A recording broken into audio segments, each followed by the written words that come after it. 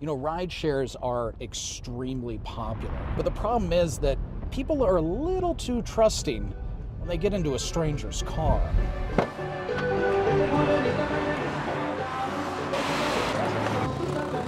Downtown Omaha, Saturday night. The Capital District. Yeah! Big crowds mean big money for rideshare drivers. I don't think she's impure.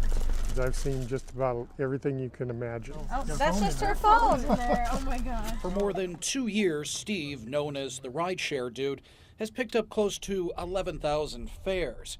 He invited our cameras to get a glimpse into a typical weekend. You never know who's going to get in that seat next to you. Not for entertainment, but to show mistakes riders make all too often.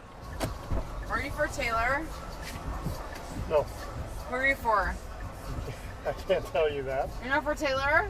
No. I let her open the door, and she asked if I was here for her. Oh, you're breaking my heart right now. You're not an Orange Giants Charger for Taylor. No. All I would have had to do is say yes, and she would have gotten in my car. She was probably so intoxicated that she couldn't judge the difference between an SUV and a Charger.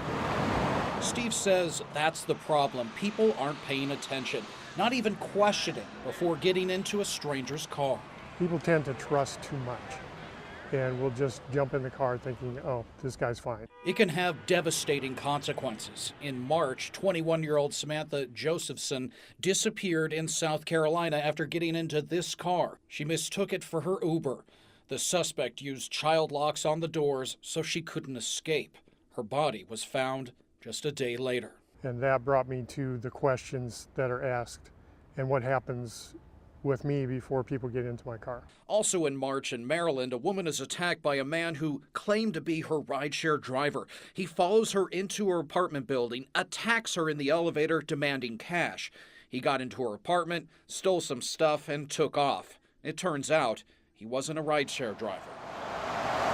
With bar closing time looming, Steve's business picks up. There are literally dozens of people standing outside looking at their phones, trying to figure out if they're going to get a ride. Hi! Hello. This woman grabbed the door handle without asking. She and her friends hop right in without hesitation. Okay, how do you know I'm Steve? What's your name and date of birth? Nobody asked me. They'll ask things that can get them into a dangerous situation, like, are you Steve? Well, any guy could pull up in a car and say, yeah, I'm Steve, get in. Steve gets the word out, the do's and don'ts. So what did you check before you got in my car? I checked the color of your vehicle and the make and model of your vehicle. And your name before I got in. Some are vigilant already. Steve wants to educate, remind riders to pay attention, take the time to learn the car, the license plate, and most importantly, the driver. All it takes is one question. What's your name? It's so simple. That's what goes through my mind. There's only one person that's going to say Steve, and that's me. Nobody else. Rideshare companies post safety tips on their websites, but there's really nothing better than to teach people in real time like Steve does. Everyone gets a card. You never know, you might need them one day.